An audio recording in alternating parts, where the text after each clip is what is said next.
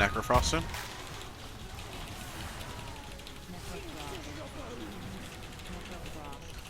Well, I'm stunned in the poison. I need help. Oh, normally you'd say you're good, so I didn't get you. Oh, I don't have anything to get out of that. Oh, well. Peach! Fuck. Where's your buddy? He's right here. In the poison. We're about to can get try to go another down. thing right now. Hold on. Corrosion's coming out. Trying to Some bait Peach. away. Peach Fane. I did, Fane. What the Were fuck you was mid that? trying to cast your res? No. Yo, what's going on, everyone? So this is a plus 27 Galakrond's Fall on Tyrannical, Volcanic, Sanguine week. So getting things started off, it's kind of awkward because like the key goes down, but then you have like 3 seconds where you can't do anything. But what we want to do here is we're going to group up these first 3 mobs that come running towards. Make sure you tell people to like not attack a lot, because it's not easy to get threat on those first 3 mobs right away. Then we're going to go over to the right and then pull in these other 3 mobs. So that's going to leave the ones off to the left. We're not going to worry about those. We're just going to pull these, get them all grouped together, and right here we are going to lust and pop literally everything. You'll notice I use a second pot since I've got my main stat running. I do run Shock and Disclosure just at this one specific instance, and then, you know, I pop all my offensive cooldowns. And things that we're looking out for is we're looking to just like throw out stuns anytime we get that debuff being channeled on us, and then watch out for the kicks where one of the mobs will target a person and channel on them. We want to kick or stop that some way. And then because it's Sanguine week, you know, obviously we are just kind of like start moving around as soon as some of these mobs die, making sure that hopefully no one stands near. Unfortunately, our priest was a little bit too close and got blade stormed on, essentially.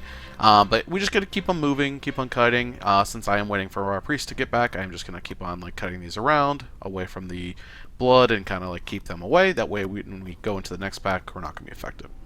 Now that those are dead, we're going to move into this next pack. Normally, if this was like a normal Tyrannical week, I would just go ahead and pull these mobs with the boss. But again, because it's Sanguine and this boss like isn't easy to move around all that much, we are going to do these separate. Again, there are 2 of the mobs that channel. You can see those tempo slicers marked with square and moon. And then the Chronomancer, or Chrono Weaver rather, is the one that we want to get the kick on when it targets someone. So I just set the focus to that, and then again I'm just using... It does have to be a hard CC to stop the Time Weavers, because those ones, it's like a channel or something, so if you knock them back, they'll still keep on going. But they can also be dispelled if you have Dispel in your group, so our Shaman will watch to like purge those as well. So as we're going, we're just kind of moving around the room. I'm trying to keep these as close to the edge as possible, keep them moving, and as soon as the majority of them are dead, I am going to go ahead and pull the boss. We just want to be careful that with this one, or if there's normally 2 left of the, you know, Reavers that do the Blade Storm, that we don't have those go into the boss and heal it all with Sanguine. So with this boss, you know, things are pretty much not a whole lot to talk about. Make sure sand is going along the edges. Try to pull boss so that he doesn't get in the Sanguine.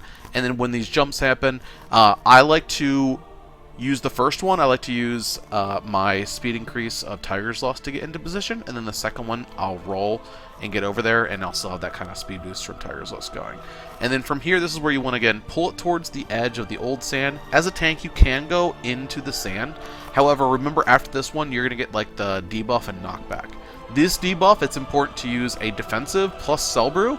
And then when I come out of this, I like to expel harm and hit the heal through the tea there that we've got, that I take, that I know a lot of other Brewmasters don't take, just to instantly get myself top back up above the Absorb Shield, and then either my healer can dispel me, or I can use Diffuse Magic, or if you're a dwarf, you can use that to get rid of the debuff as well. But definitely make sure that debuff's getting off you, because you get like, I want to say it's like 300% increased damage taken while that debuff's on you. So definitely important to use Dampen Harm or Fort Brew with Cell Brew when that's coming. And again, that happens after each time that he jumps at 2 different people. So those are the ones I wouldn't go and sand for. That way you know you're as healthy as possible when this comes out. And then the ones after this one's you're more than safe to go into the sand, because you're not going to be taking a lot of damage right after. So again, we can just see that we're just kind of repeating this process over and over again, trying to get the sand. You'll notice on this one I do go into the old sand just to kind of overlap it, because again, trying to save as much space as possible. Now, if you go in this fight long enough on a Tyrannical week, these sand puddles will slowly start to dissipate from where the original ones were at. But it is pretty long into the boss fight before that happens. I want to say it takes like 4 minutes to them to despawn. So most of the time you won't notice it unless you're doing a super high Tyrannical key. And that's when you can see I did kind of have to go into the sand there, even though I'm about to take this big damage, and you can see I took way more than normal there, and I actually almost died.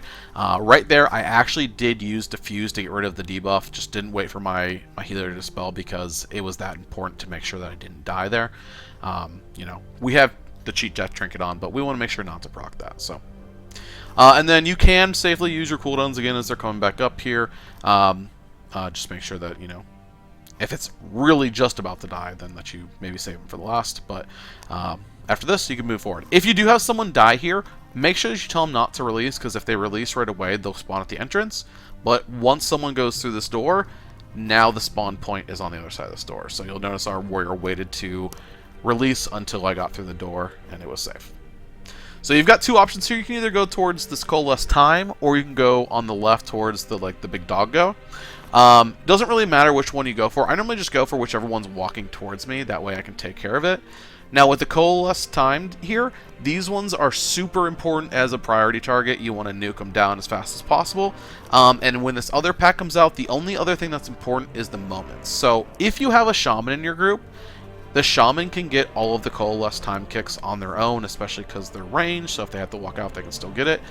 But it's important to get the ones marked as star, the Coalesce moments, kicked every single time or use a stop on it, because those are the things that put out the undispellable debuff.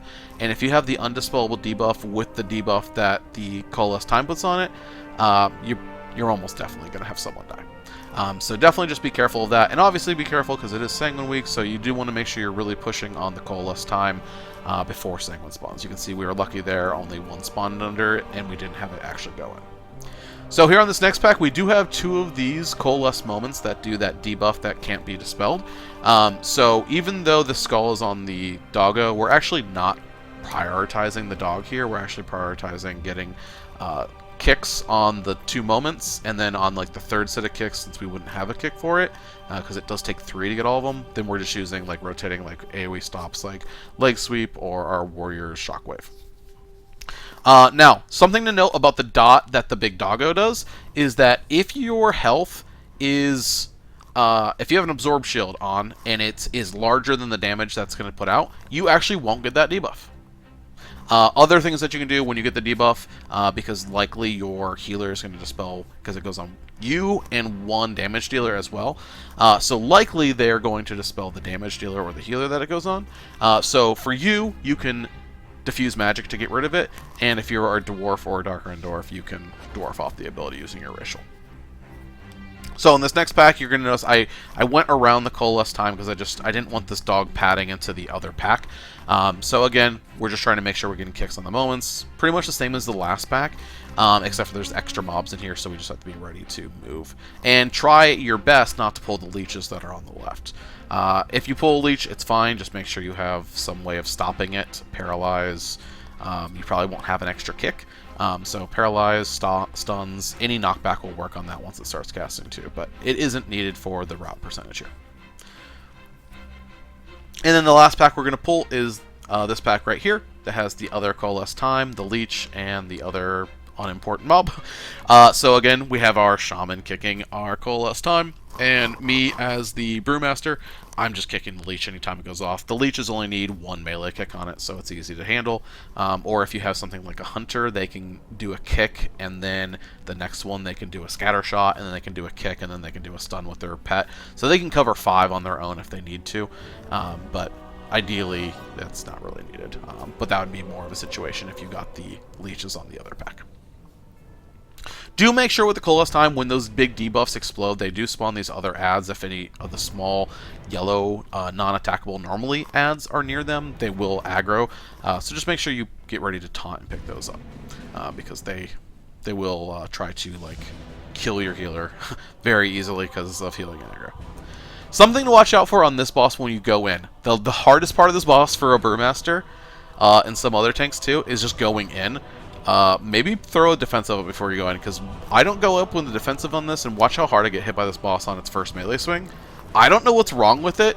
Like, it counts it as if I didn't have stagger or something. I don't know. It blasts me every time, and I should probably just go in there with like a dampen harm up so I don't almost die on it. But just watch out for that.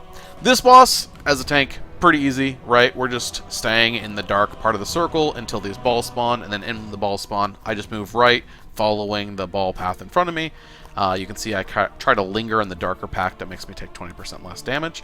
And then once debuffs come out, what I try to do is I have the talents that give us 4% reduced AoE damage. So our Shaman and Hunter and Priest here don't have as much DRs to deal with, so I'll try to get myself as close to them before those things explode, so that they're taking 4% less damage. It's not a whole lot, but it is, you know, on a 27 Tyrannical, that all adds up, right? So anything you can do to get close will help. And then also, you'll notice that as we go along, when those debuffs are out, I will actually stop and start vivifying. You can see I do it right there on the Hunter, because I know they're being dispelled second.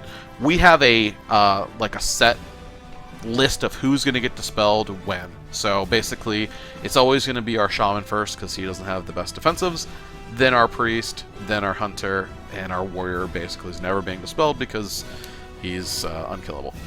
So that way, if you have that set up and you're healer and you know that, I can sit there and toss heals on the second person who's going to still have the debuff while the other thing's exploding on them, and that just kind of helps. And sometimes you'll see I just put it on the Shaman even though he was being dispelled, just to kind of help him top up. Fortunately, we do lose our Hunter right there, but that's okay. Now, again, this is one of the big reasons that, for me, I always run as an engineer anytime that I'm not a tank that has a B-res, such as a Paladin, DK, or a Bear. Because if you don't have a B-res in your group, engineering can give you that B-res. So using the B-res right here, I'm going to get up our Hunter, and then we're going to keep on going along. Make sure you tell them not to release right before debuffs come up or get exploded, because that would be bad. So you can see they waited like a good Hunter until that came up. But after that, it's just really rinse and repeat as the fight goes along. There's nothing really we have to worry about. Anytime that the debuffs go out, I try to use a defensive. That way, as I'm off healing, I'm taking less damage and the healer doesn't think I'm about to die or something. Generally, you won't die while healing, but you will get kind of low, so it'll kind of scare them. Generally, I'll get low, and after I finish my Vivify, I'll hit myself with an Expel Harm, which tops me back up. But if you have people go down, this is the fight that if you have a melee that has a lot of survivability, you can actually survive this fight with just you and another melee, as long as they're like a tanky warrior, or you know, like a Ret Paladin's probably good at it too. Maybe a DH, depending on how much leech they have. But basically, if you lose everyone on this fight, you as a monk, hopefully you're playing as a dwarf, but you will get a debuff if it's only you and one other person. So you can do enough healing to let the other person like kind of live through the debuff, and you as the tank will get into the light circle, or the light part of the circle, and dispel yourself with diffuse magic. And then the second time, if there is a second time, you'll dispel yourself with your monk debuff, or your, sorry, not monk debuff, but your dwarf passive ability, and that will allow the warrior or whoever the tanky melee is to kind of go. And that can be one way to survive even if you lose everyone else, including your healer. We've actually had that happen a few times, and we've been able to continue and kill the boss through it. So now you'll notice our Shaman did die at the end there, and we told him not to release. This because releasing puts you back at the door before that we talked about before. So we're going to wait until we get past this dragon to have him release, and until we get to the next area. We have everyone mount up over here on the right, and then I just do like a verbal 3, 2, 1, and then we all run together.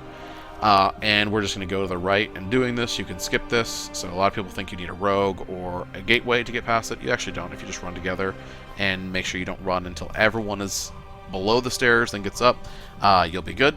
Just note that if you have someone on a mount with you, they will not go through this portal with you for some reason. It'll drop them right before it or after it, so they'll have to go through the portal on their own. So, but once you get through the portal that gets you to like the third boss area, once you go through this next portal, that's when anyone who died during the second boss that you didn't like B-res can take the res. So as soon as our warrior jumps through and I go through, our shaman's now going to release, and he's going to spawn here instead of spawning all the way back at the old door. Now for this next area, we go off to the left, and I pull this dragon with all these little things. You notice I just body pull the small ones, trying not to get close to their dragon. And doing this allows us to skip the other big dragon. So we just pull all the small guys, deal it with this big dragon. Most of the time we pop all of our offensive cooldowns here. Sometimes we do plan to do like a double pull before the next boss, and we do both dragons with all the small guys. And in that case, you would want to save all your offensive cooldowns here. But we have planned out that we're going to do each of the dragons separately on the next part, so that's why we just pop our cooldowns here, get it done, and just get moving to the next pack. So, in the next pack, I'm going to try to grab, again, just kind of hug that wall. You can see we just walked past it, didn't have to do anything without their dragon. I'm going to pull this dragon, and one of the things you want to watch out for is grabbing all these small mobs. It's kind of low threat time a little bit, because they're spread enough that your Keg Smash isn't going to hit everything, and you do kind of take a little bit of damage there at the beginning. But whenever you do this pull or the pull before, as soon as all these small blight chunks die, they cause the big dragon to enrage. And that it's like 1 per every mob. So you're going to notice this quickly stacks up. It gets to like 12. And unfortunately, with hunters and rogues, their Trank Shot and Shiv only removes 1 stack, and it's a like 10 or 12 second cooldown. But if you have a druid and they remove it, it removes every stack. I don't know why druids get favoritism there, but hey. So if you don't have a druid in your group and you have all 12 of those, you're definitely going to want a defensive. You can notice I popped my Fort Brood there because I was about to get blasted. And right before it's about to die, that's when I go ahead and pull into the other one.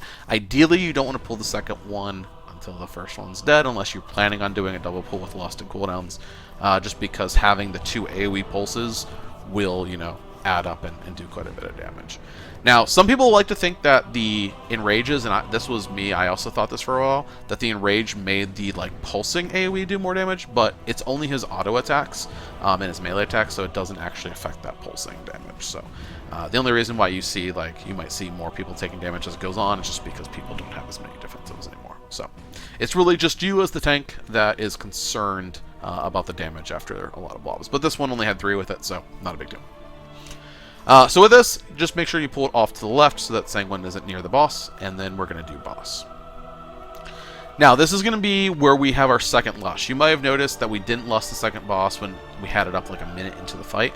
We actually are going to save it because you're not going to get 4 lusts here, or at least not 4 optimal lusts. So in this first phase, we try to have our warrior who's a night elf, and our hunter who can feign.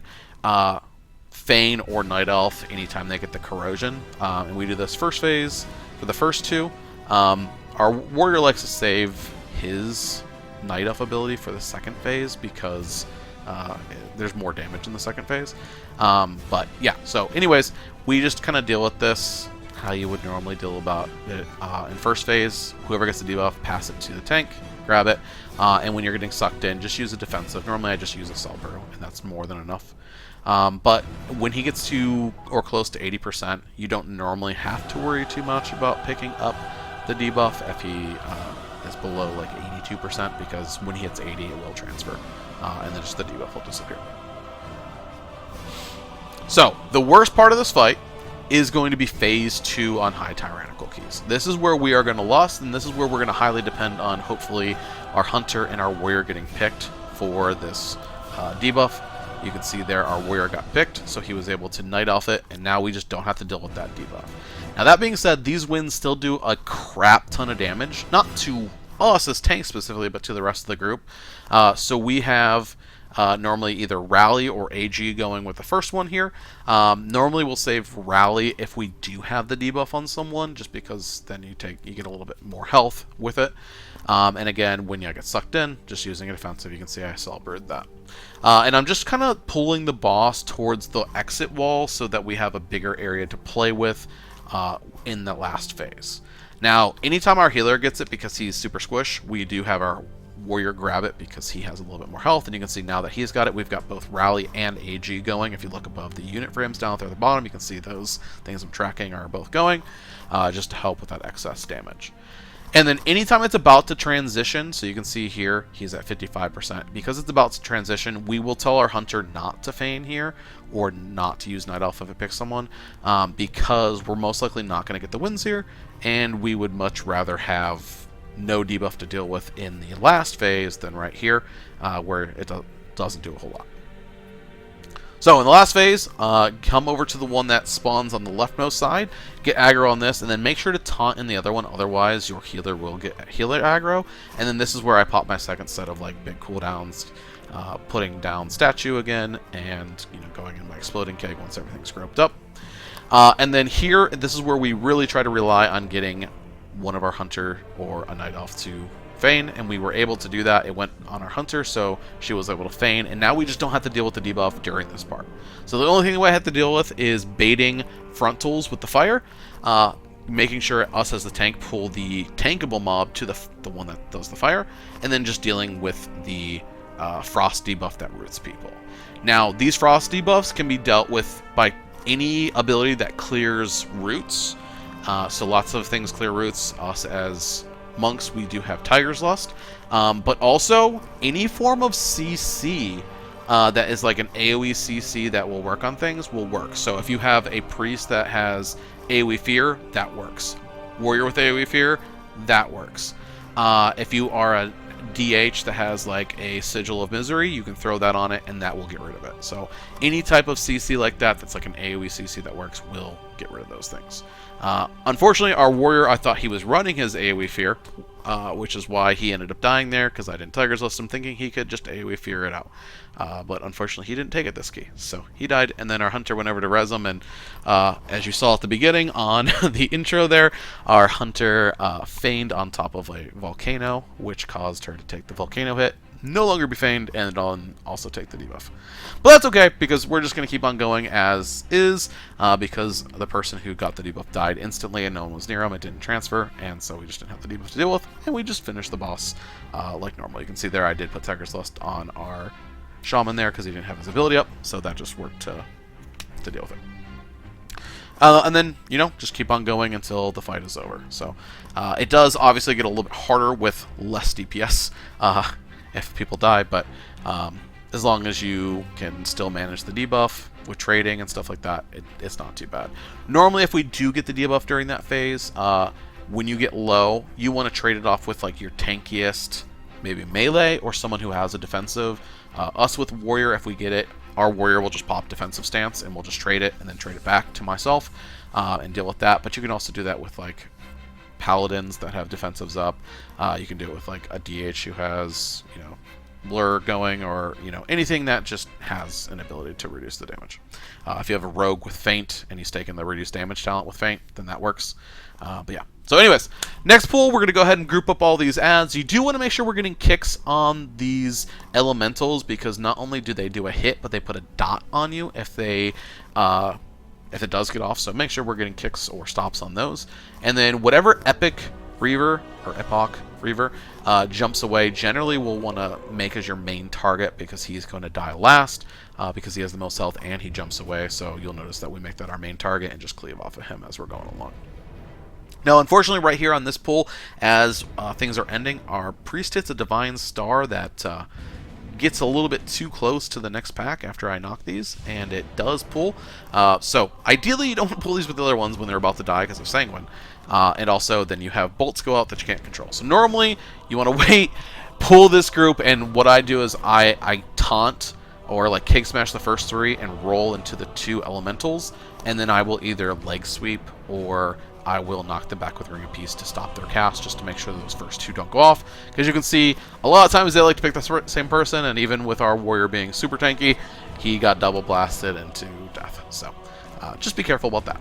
And obviously, make sure, because it's Sanguine Week, and this is a smaller area to work with, and you do have casters, that we are making sure to like cleave off the highest health target.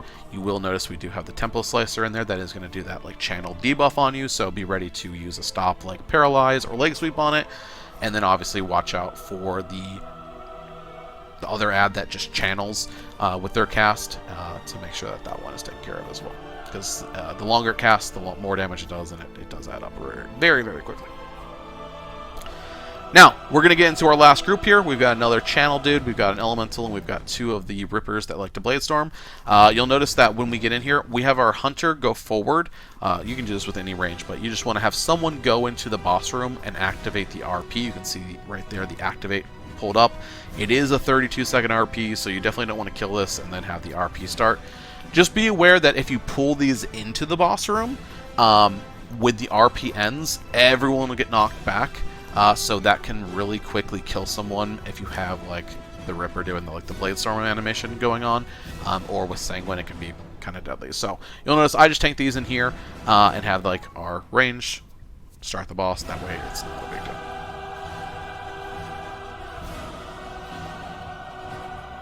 Now, getting into the next boss, you do want to have a plan for how you're going to deal with barrages and get things taken care of. So, as a tank, I will always rotate doing Dampen Harm for the first barrage and Fort Brew for the second, and then just kind of repeat that process and always make sure I have a Cell Brew going. But on the beginning of the pool, we do want to pot and use our cooldowns. We are not going to Lust, we don't have it up. We're going to save that for the bubble phase. And so, right here, as soon as things are going bad, you can see someone who doesn't have a good defensive was picked, so we are going to Rally and Ancestral Guidance, and you can see my Dampen Harm comes out and a large Cell Brew, and I'm just holding that. Now, one of the things you'll want to do if you have melee is roll through the boss and turn him. I like to put down a Transcendence first and then roll through, and then this just makes it so that when I transcend back, the warriors, the enhanced shamans, any of your melee, they're not going to be parried by the boss. Now you can see this boss still does a lot of damage during this on a 27 Tyrannical. So basically your healer has about 6 seconds after each large tick that goes out to heal everyone above 50% health, and if they don't have above 50, they're probably going to die. So unfortunately our shaman did die. What you want to do here, because this is an AoE damage type deal, is try to stay as close to everyone as you can as the monk. Hopefully you're taking that 4% reduced damage, or if you have the increased healing. Either one, it's going to be helpful here, so the closer you are within 10 range of everyone, it's going to make it easier for them to receive healing and take less damage.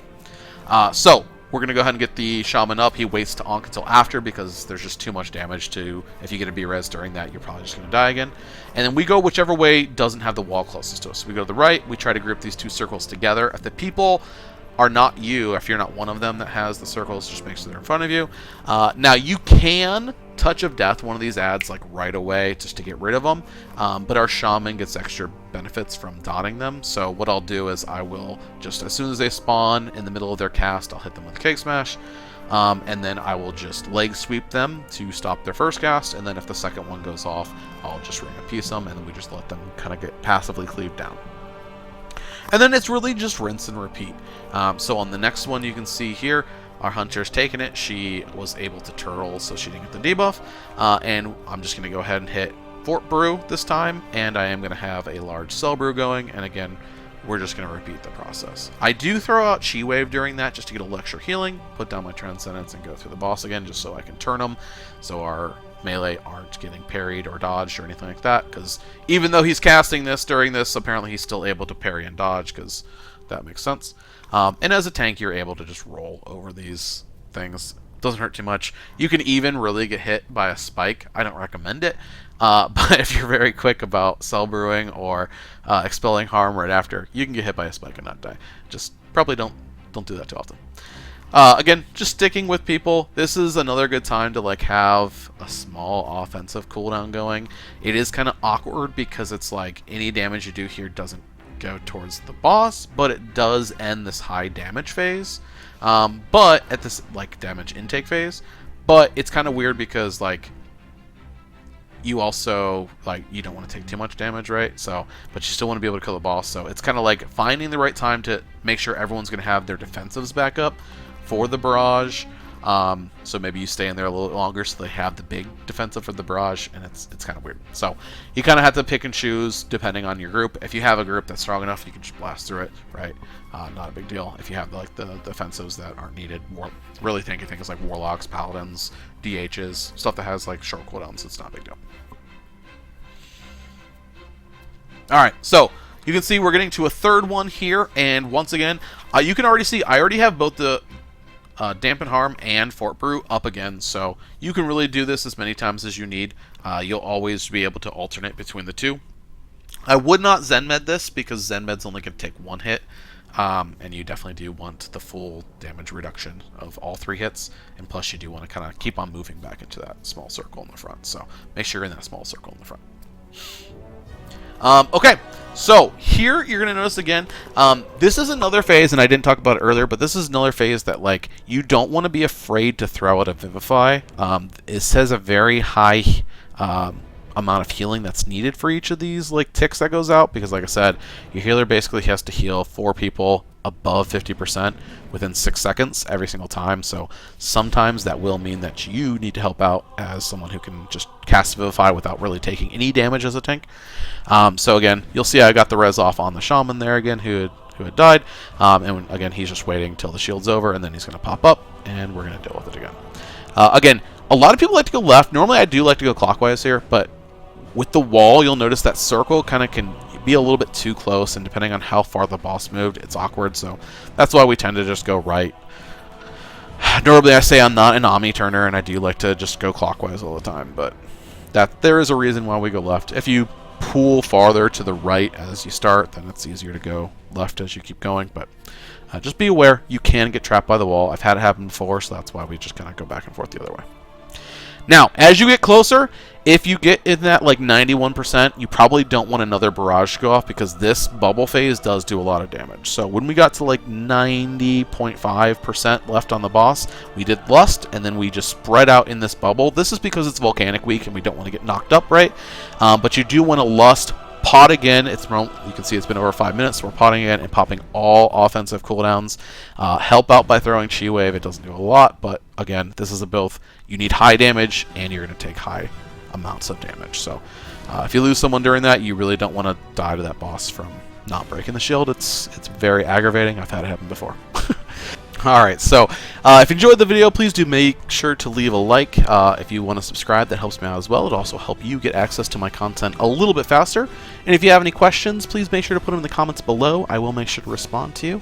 But otherwise, I will see you in the next one.